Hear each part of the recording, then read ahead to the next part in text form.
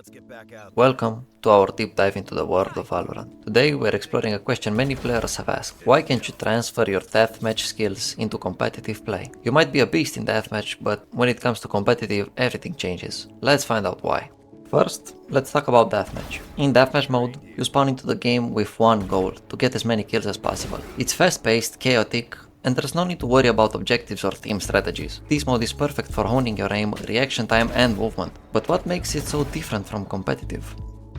Competitive mode is a completely different beast. Here, you're not just focusing on your aim, you need to coordinate with your team, control the map and play strategically. The stakes are higher and every round matters. The skills you develop in deathmatch can seem to vanish when you're faced with the complexities of competitive play. One major factor is psychology. In deathmatch, there is no real consequence for dying, you just respawn and keep going, but in competitive, each death can significantly impact the outcome of the game. This creates pressure leading to performance anxiety. You might find your confidence wavering and your hands shaking as the stakes rise. An article from Healthline spoke about anxiety that affects athletes. Let's see what the article says. Performance anxiety, or sports anxiety, is a common issue among athletes. It affects 30 to 60% of athletes and can significantly impact gameplay. Signs of sports anxiety include both physical symptoms like trembling hands, racing heart, and muscle tension, and mental symptoms such as intense fear of failure, disrupted focus, and reduced self-confidence.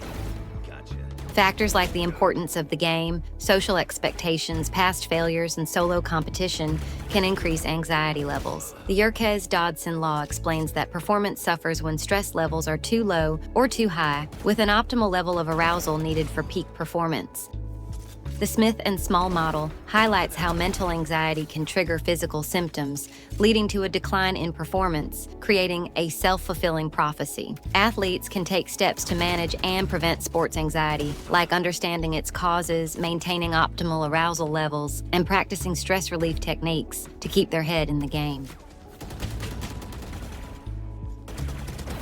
Next, let's talk strategy. In deathmatch you're a lone wolf, but in competitive, teamwork is crucial. Communication, positioning and strategy play huge roles. You can't just rely on your shooting skills, you need to sync with your team, use utility effectively and think several steps ahead.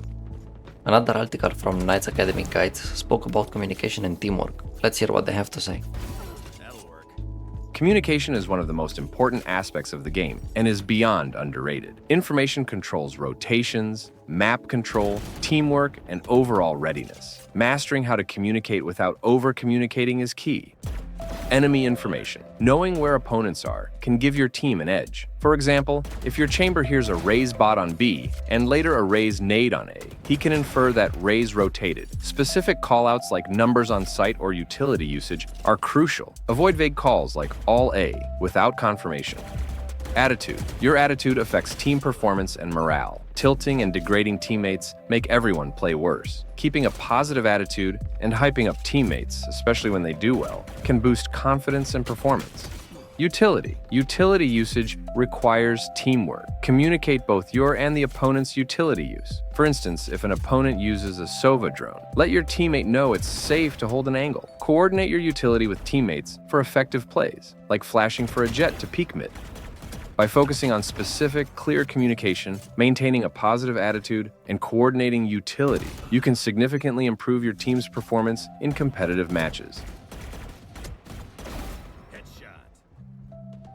Then, there are the technical aspects. Map knowledge is vital in competitive play. Knowing where to position yourself, how to use cover, and understanding the common enemy strategies can make or break the game. Utility usage like smokes, flashes, and grenades adds another layer of complexity that's not present in deathmatch. The YouTube channel called The Guide Valorant posted a video about utility usage where they explain the good and bad behaviors when it comes to abilities. Go check them out and show some love as well.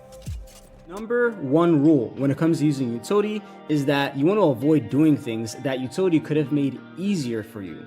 Examples of these are peeking an angle that an op could be holding, taking dangerous space dry without any utility usage, pushing onto site without any initiator utility, or re-engaging a fight dryly when you could have flashed.